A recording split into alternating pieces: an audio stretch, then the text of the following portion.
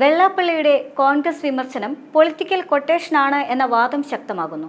CPM-ലെയും BJP-ലെയും ഈഴവ പ്രാതിനിധ്യത്തിന്റെ കാര്യത്തിൽ ഒരു പരാതിയുമില്ലാത്ത SNDP യോഗം ജനറൽ സെക്രട്ടറി വെള്ളാപ്പള്ളി നടേശൻ കോൺഗ്രസിലെ ഈഴവ പ്രാതിനിധ്യത്തെക്കുറിച്ച് വാചാലനാകുന്നത് എതിരാളികളുടെ കൊട്ടേഷൻ വാങ്ങിയെന്നാണ് വിലയിരുത്തൽ. സമുദായവും വർഗീയതയും പറഞ്ഞ് കോൺഗ്രസിലെ സ്ഥിതി വഷളാക്കുകയെന്നതാണ് വെള്ളാപ്പള്ളിയിൽ ഭാരമേൽപ്പിക്കപ്പെട്ടിട്ടുള്ള ചുമതലയെന്നാണ് രാഷ്ട്രീയ നിരീക്ഷകരുടെ വിലയിരുത്തൽ. സമുദായ നേതാക്കളുടെ തിട്ടൂരം കേൾക്കാൻ നട്ടെല്ല് വളയ്ക്കാത്ത പ്രതിപക്ഷ നേതാവിനെതിരെ വെള്ളാപ്പള്ളി ഉറിഞ്ഞു തുള്ളിയതും കോൺഗ്രസിലെ ശത്രുക്കൾക്ക് വേണ്ടിയാണെന്നതാണ് നിരീക്ഷണം. വെള്ളാപ്പള്ളി പലതവണ ശ്രമിച്ചിട്ടും കണിച്ചുകുളങ്ങര വഴി നീങ്ങാൻ കൂട്ടാക്കാത്ത നേതാവാണ് VD Satheesan. AICC general secretary KC വേണുഗോപാലും വെള്ളാപ്പള്ളിയെ തീരെ ഗൗനിക്കുന്നവരുമല്ല.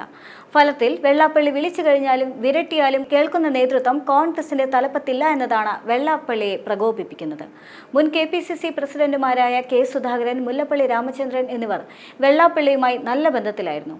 VM സുധീരനും ഒരു പരിധിവരെ വെള്ളാപ്പള്ളിയെ അവഗണിക്കുന്ന ആളായിരുന്നില്ല. മൂവരും ഈഴവ സമുദായത്തിൽ നിന്നുള്ളവരായിരുന്നിട്ടും അവരുടെ കാലത്ത് കോൺഗ്രസിന് വെള്ളാപ്പള്ളിയുടെ സഹായങ്ങൾ ഉണ്ടായിട്ടില്ല. രമേശ് ചെന്നിത്തല മുൻകാലങ്ങളിൽ വെള്ളാപ്പള്ളിക്ക് അനഭിമതൻ ആയിരുന്നുവെങ്കിലും അടുത്ത കാലത്ത് ഇരുവരും തമ്മിൽ അടുപ്പത്തിലുമാണ്.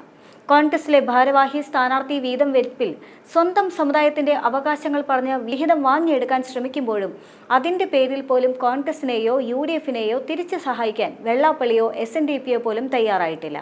പകരം സമുദായത്തിന്റെ വോട്ടുകൾ ഇടതുപക്ഷത്തിനും ബാക്കി BJP-ക്കുമായി വീതം വെക്കുകയാണ് പതിവ്. അത്തരം വോട്ടിനായി പണമെറിഞ്ഞുള്ള UDF സ്ഥാനാർത്ഥികൾക്ക് എറിഞ്ഞ പണവും വോട്ടും നഷ്ടപ്പെട്ടെന്നതാണ് ചരിത്രവും.